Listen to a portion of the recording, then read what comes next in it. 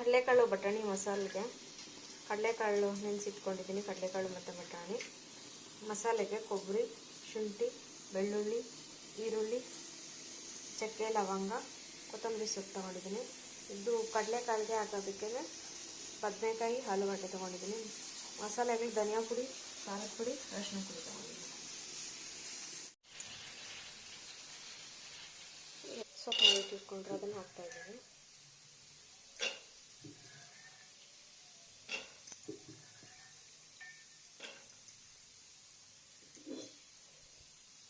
ಎಷ್ಟು ಬೇಕು ಅಷ್ಟು ಎಣ್ಣೆ ಹಾಕ್ಕೋಬೇಕು.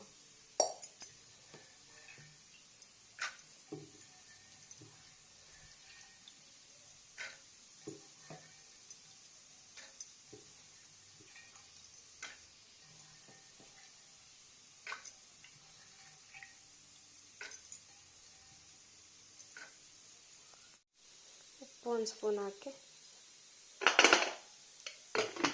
ಕ್ಯಾಪ್ ಮುಚ್ಚಿ 2 ವಿಜಿಲ್ ಬರ್ಸ್ಕೊಳ್ತೀನಿ.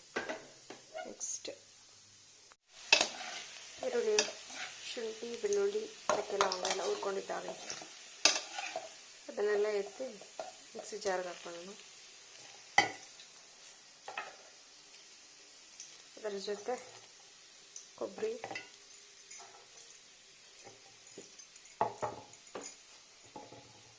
ಕೊತ್ತಂಬರಿ ಸೊಪ್ಪು,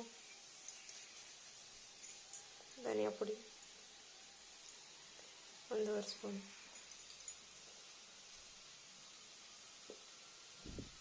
ಖಾರದ ಪುಡಿ 1 ಸ್ಪೂನ್, ಅರಿಶಿನ ಪುಡಿ ರುಬ್ಕೋಬೇಕು. ನೀರು ಒಂದು ಸ್ವಲ್ಪ ಹಾಕಿ ರುಬ್ಕೋಬೇಕು. ರುಬ್ಬಿರೋ ಮಸಾಲ ಎಣ್ಣೆ, ಸಾಸಿವೆ ಒಗ್ಗರಣೆ ಮಾಡ್ಕೊಳ್ತಾ ಇದ್ದೀನಿ. ಸಾಸಿವೆ ಒಂದು ಸ್ವಲ್ಪ ಸಿಡಿದ್ಮೇಲೆ ಮಸಾಲೆ ಎಣ್ಣೆ ಹಾಕ್ಕೊಂಡು ಮಸಾಲೆ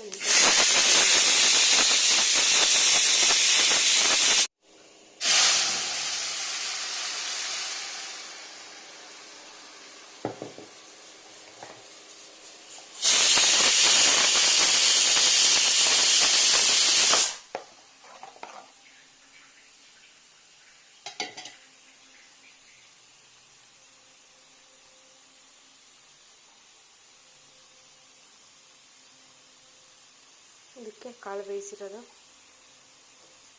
ಬಟಾಣಿ, ಕಡಲೆಕಾಳು, ಬದನೆಕಾಯಿ, ಆಲೂಗಡ್ಡೆ ಬೇಯಿಸ್ಕೊಂಡಿರೋದು ಉಪ್ಪು ಹಾಕಿ ಸೇರಿಸ್ಕೊಳ್ಳೋದು. ಕಡಲೆಕಾಳು, ಬಟಾಣಿ, ಆಲೂಗಡ್ಡೆ ಎಲ್ಲ ಬೆಂದಿರೋದನ್ನು ಸೇರಿಸ್ಕೊಳ್ತಾ ಇದ್ದೀವಿ.